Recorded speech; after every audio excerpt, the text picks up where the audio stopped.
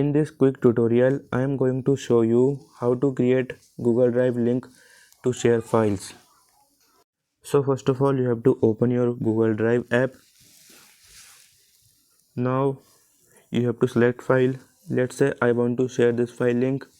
So for that, first of all, you have to click on these three dots. Now you will see this option.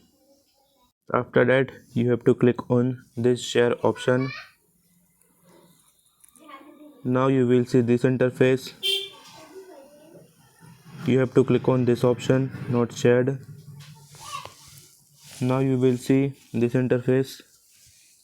So here you have to click on this option and you can see viewer option. Now you have to select on viewer option here. After that, you have to click again this option here. Now you will see the option called copy link. So you have to click on copy link and copy this file link, and that's how you can create a file link and share to anyone you want. So that's how you can create a Google Drive link. If you like this video, please subscribe to my channel.